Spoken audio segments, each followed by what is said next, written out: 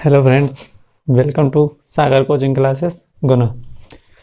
तो आज अपन जिस टॉपिक के बारे में बात करने वाले हैं वो है मध्य प्रदेश। ठीक है, मध्य प्रदेश में 1948 से लेके 1956 तक का जो यानी कि 15 अगस्त 1947 के बाद में और 1956 तक का जो मध्य प्रदेश था वो किस रूप में था। ठीक है, इस टॉपिक के बारे में अपन बात करने वाले हैं।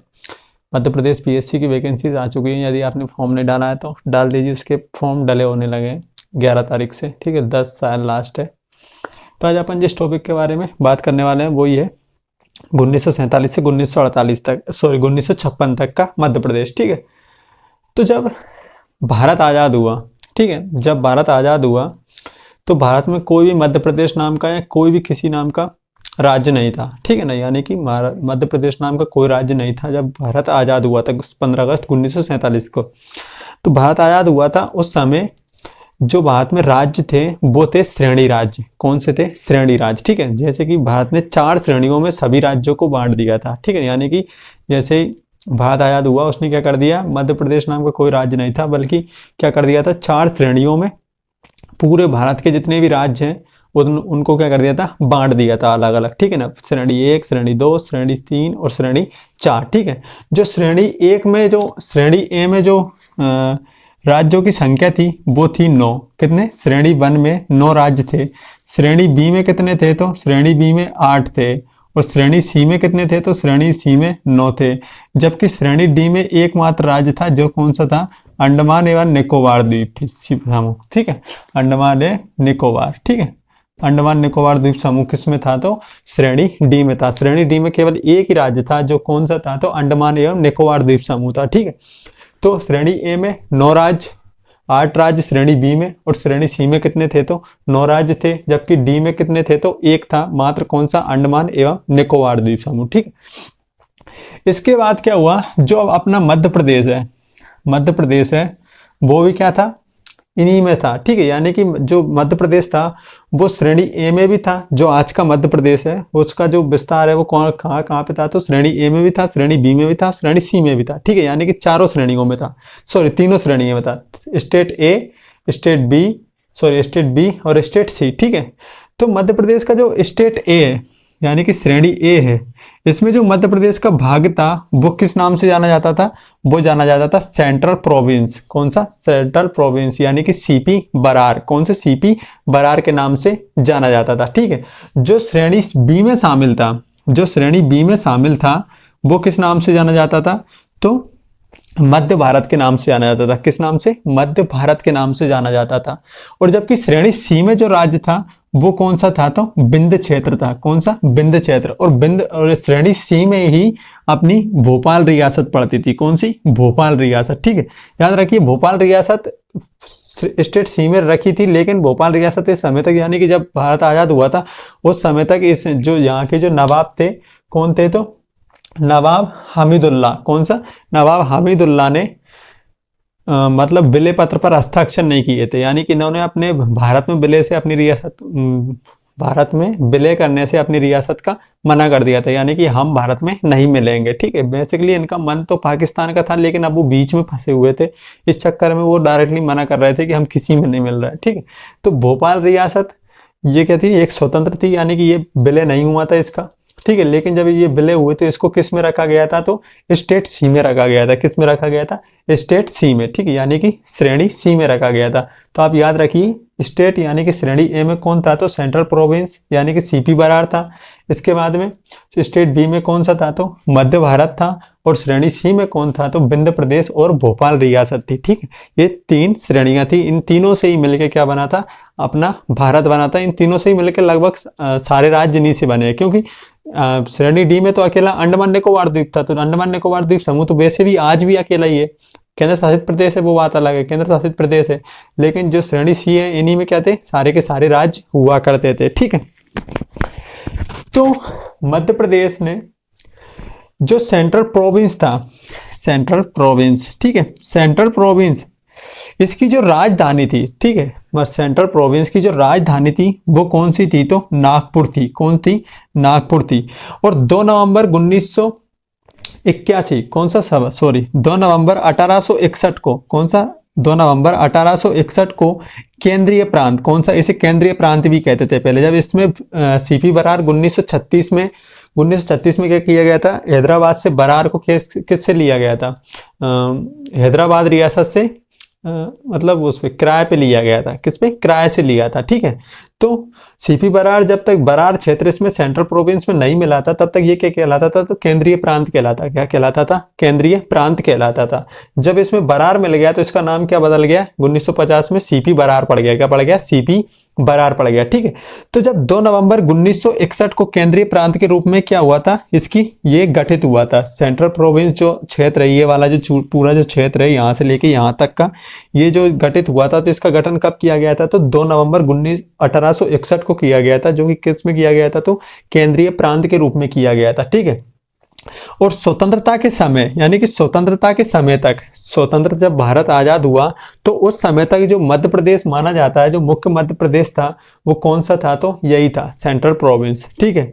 तो मुख्य स्वतंत्रता के समय तक मध्य प्रदेश, जो मध्य प्रदेश था वो कौन कहलाता था, तो आज का जो मध्य प्रदेश है उसकी तुलना किससे की जाती है, तो सेंट्रल प्रोविंस से की जाती है। और इसकी राजधानी कौन हुआ करती थी, तो इसकी राजधानी हुआ करती थी नागपुर, कौन सी, नागपुर, ठीक है, नागपुर। इस मध्य प्रदेश की राजधानी भी पहले यही मानी जाती थी, ठीक है। इससे पहले कौन सी राजधानी थी मध्य प्रदेश की, तो नागपुर ही थी, ठीक है। इसके पहले जो मुख्यमंत्री थे, इसके पहले मुख्यमंत्री थे पंडित रविशंकर शुक्ल, कौन थे, पंडित रविशंकर शुक्ल थे, तथा राज्यपाल थे राघवेंद्र राव, कौन थे, राघवेंद्र राव। यानी सीपी बरार के जो पहले मुख्यमंत्री थे वो कौन थे, तो पंडित रविशंकर शुक्ल थे, और जो राज्यपाल थे वो कौन थे, राघवेंद्र राव थे। इस रियासत में कौन कौन सी रियासतें शामिल की गई थी, यानी कि सेंट्रल प्रोविंस में, तो इसमें छत्तीसगढ़, विदर्भ और महाकौशल क्षेत्र शामिल किए गए थे। कौन कौन से क्षेत्र शामिल किए गए थे इसमें से, आप याद रखिए, इसमें छत्तीसगढ़, विदर्भ और महाकौशल क्षेत्र शामिल किए गए थे। इसमें से पूरा का पूरा विदर्भ क्षेत्र महाराष्ट्र में चला जाता है, फिर जब भारत का, जब मध्य प्रदेश का 1956 में गठन होता है तब, ठीक है। इससे पहले इसमें कौन कौन थी, तो छत्तीसगढ़, विदर्भ और महाकौशल क्षेत्र शामिल थे। इसके पहले मुख्यमंत्री कौन थे, तो पंडित रविशंकर शुक्ल थे, और राज्यपाल कौन थे, तो राघवेंद्र राव थे, ठीक है। 2 नवंबर 1861 को केंद्रीय प्रांत के रूप में इसे गठित किया गया था, ठीक है। जब ये गठित किया गया था, तो ये जब इसको गठित किया गया था तब ये न्यायिक कमिश्नर क्षेत्र बना था, यानी कि ये क्या कहलाता था, न्यायिक कमिश्नर क्षेत्र कहलाता था। 1921 में इसे क्या कर दिया गया, राज्यपाल क्षेत्र घोषित कर दिया गया, यानी कि प्रोविंस गवर्नर, कौन सा, प्रोविंस गवर्नर, यानी कि 1921 में से क्या कर दिया गया, गवर्नर के हाथों में सौंप दिया गया, ठीक है। पहले क्या था, तो एक न्यायिक कमिश्नर के क्षेत्र में था, न्यायिक कमिश्नर के क्षेत्र में था, जिसका मुख्य अधिकारी कौन होता था, तो न्यायिक कमिश्नर ही हुआ करता था। कौन था, न्यायिक कमिश्नर ही हुआ करता था। लेकिन 1921 में से किसके हवाले कर दिया गया, गवर्नर के हाथों में सौंप दिया गया। किसके हाथों में सौंप दिया, तो गवर्नर के हाथों में सौंप दिया गया, ठीक है। इसके बाद आते हैं अपन विंध्य प्रदेश, कौन सी, विंध्य प्रदेश, विंध्य प्रदेश स्टेट सी में शामिल है। इस विंध्य प्रदेश कौन से क्षेत्रों में शामिल था, तो स्टेट सी में शामिल था।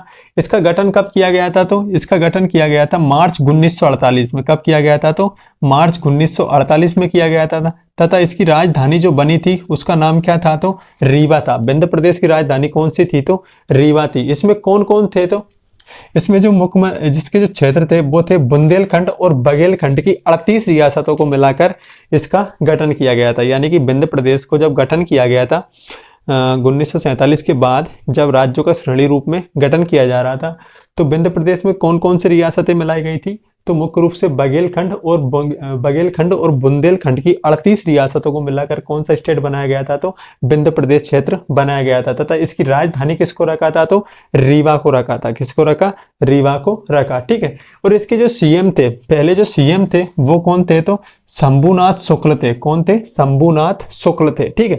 विंध्य प्रदेश के पहले मुख्यमंत्री कौन थे, तो शंभुनाथ शुक्ल थे, ठीक है। इसके बाद आते हैं स्टेट बी, कौन सा, स्टेट बी। स्टेट बी में कौन था, तो मध्य भारत का क्षेत्र कहलाता था। ये जो क्षेत्र है, यानी कि स्टेट बी में जो मध्य प्रदेश का भाग शामिल था, इसमें जो क्या कहलाता था, तो मध्य भारत कहलाता था। क्या कहलाता था, मध्य भारत कहलाता था। और मध्य प्रदेश बनने से पहले जो मध्य प्रदेश का नाम था वो क्या था, मध्य भारत ही था। क्या था, मध्य भारत। ठीक है, सेंट्रल इंडिया।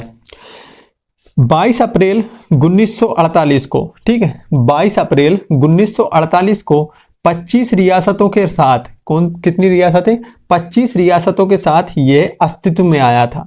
यानी कि इसका अस्तित्व कब बना था, यानी कि ये कब आया था अस्तित्व में, कब बनाया गया था, तो 22 अप्रैल 1948 को 25 रियासतें इसमें मिलाई गई थी। किसमें, मध्य भारत में। तो 25 रियासतों को मिलाकर ये बनाया गया था। ठीक है, जो इसकी राजधानी थी इंदौर और ग्वालियर। कौन कौन थी, इंदौर, इसकी 2 राजधानियां थी। कौन कौन थी, इंदौर और ग्वालियर।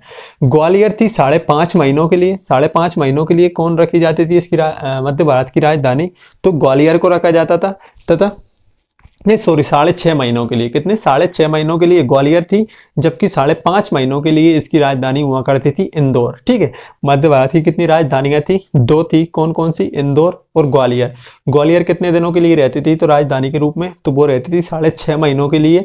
और इंदौर कितने दिनों की रहती थी, तो 5.5 महीनों के लिए इंदौर को राजधानी रखा जाता था। ठीक है, इसका अस्तित्व कब आया था, यानी कि इसका गठन कब किया गया था, तो 22 अप्रैल 1948 को 25 रियासतों को मिलाकर इसको बनाया गया था। ठीक है, इसके जो सीएम थे वो थे तकतमल जैन। कौन थे, तकतमल जैन थे। ठीक है, अब आते हैं स्टेट सीमेई। कौन सा स्टेट सीमेई, कौन सा, तो भोपाल रियासत। कौन था, भोपाल रियासत।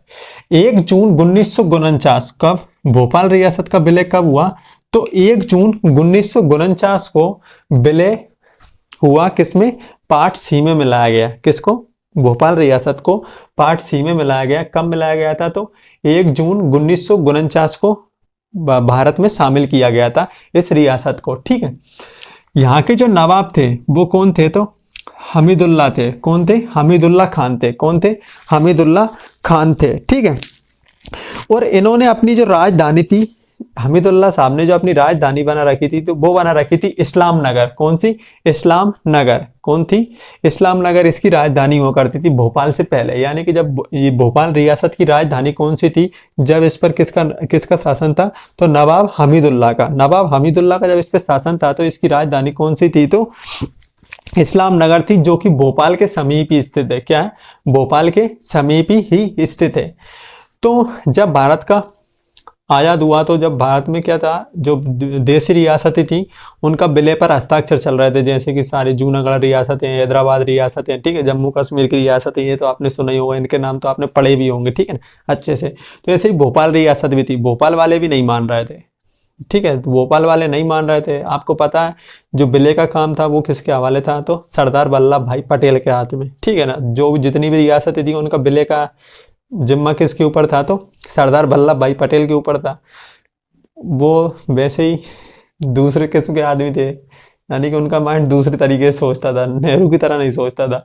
तो भोपाल रियासत, और वो नेहरू से डरते भी नहीं थे, क्योंकि नेहरू जी से सरदार वल्लभ भाई पटेल उम्र में बड़े थे। क्या थे, बड़े थे। वो डायरेक्ट नेहरू कह के बोला करते थे, भले ही वो प्रधानमंत्री थे, वो गृह मंत्री थे। तो भोपाल रियासत भी क्या कर रहा था, यानी कि यहाँ का जो शासक था कौन, हमीदुल्ला खान, वो मान नहीं रहा था। तो यहाँ पर क्या हुआ, जनता ने विरोध चालू कर दिया। क्या कर दिया, जनता ने विरोध चालू कर दिया कि हमें तो इंडिया में विलय होना है। ठीक है, यानी कि हमें तो इंडिया में रहना है, हम नहीं रह सकते अलग स्टेट बन के।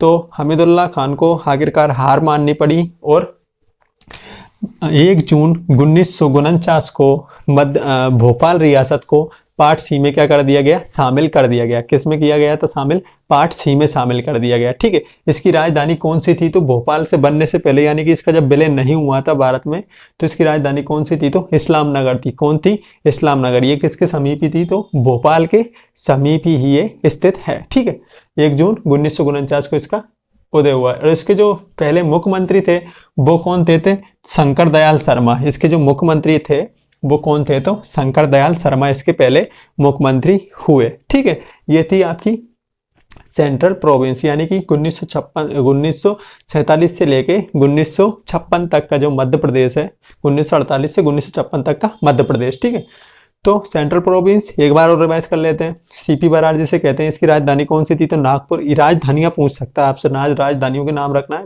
बाकी ज़्यादा कुछ याद रखने की जरूरत नहीं है। तो नागपुर थी। 2 नवंबर 1961 को इसको केंद्रीय प्रांत के रूप में गठित किया गया। स्वतंत्रता के समय तक मुख्य मध्य प्रदेश कौन था? तो central province of CP Berar ही था। ठीक है, इसके पहले मुख्यमंत्री कौन थे? तो रविशंकर शुक्ल थे। तो राज्यपाल राघवेंद्र राव थे। इसमें छत्तीसगढ़, विदर्भ और महाकौशल के क्षेत्र शामिल किए गए थे। ठीक है, ये कौन से श्रेणी में था? तो स्टेट ए में था। ठीक है, स्टेट सी में कौन था? तो विंध्य प्रदेश था। इसकी राजधानी रीवा थी। विंध्य प्रदेश मार्च 1948 को स्टेट सी में शामिल किया गया था। ठीक है, भोपाल भी स्टेट सी में ही शामिल किया गया है। ठीक है, जो विंध्य प्रदेश है इसमें कौन कौन से मुख्य क्षेत्र थे? तो बुंदेलखंड और बघेलखंड की 38 रियासतों को मिलाकर विंध्य प्रदेश क्षेत्र बनाया गया। इसके पहले सीएम कौन थे? तो शंभुनाथ शुक्ल थे। ठीक है, भोपाल रियासत भी पार्ट सी में ही शामिल है। कब की गई थी शामिल? तो 1 जून 1949 को पार्ट सी में इसका विलय किया गया। यहाँ के नवाब कौन थे? तो हमीदुल्लाह खान थे। यहाँ की राजधानी कौन सी थी? तो यहाँ की राजधानी हुआ करती थी इस्लाम नगर हुआ करती थी, जो कि भोपाल के समीप ही स्थित है। इसके सीएम कौन है? तो शंकर दयाल शर्मा थे। ठीक है, स्टेट बी में कौन सा क्षेत्र शामिल था? तो मध्य भारत था। इसका गठन कब किया गया? तो अप्रैल 1948 को किया गया, 25 रियासतों को मिलाकर। ठीक है, इसकी राजधानी थी इंदौर और ग्वालियर। ग्वालियर 6.5 महीने के लिए, इंदौर 5.5 महीने के लिए। ठीक है, इसके सीएम थे तख्तमल जैन। ठीक है, ये थे आपके 1948 से लेकर 1956 तक का मध्य प्रदेश। ठीक है, और यदि इससे कुछ संबंधित कोई भी क्वेश्चन हो तो आप मुझे कमेंट करके जरूर पूछें। इसके बाद अपन बात करेंगे मध्य प्रदेश के जिलों का गठन। ठीक है, किस तरीके से हुआ मध्य प्रदेश का गठन देखेंगे। ठीक है, मध्य प्रदेश का गठन है, मध्य प्रदेश के जिलों का गठन अपन एक ही वीडियो में कन्वर्ट कर लेंगे, यानी कि एक ही वीडियो में अपन उसको शामिल कर लेंगे। तो कैसा लगा वीडियो कमेंट करके ज़रूर बताएं। अपने दोस्तों को ज़्यादा से ज़्यादा चैनल शेयर करें वीडियोस को, और जिसने अभी तक सब्सक्राइब नहीं किया है चैनल को सब्सक्राइब कर ले, साथ ही बेल आइकन को भी ऑन कर ले और वीडियो को लाइक करना ना भूलें। धन्यवाद।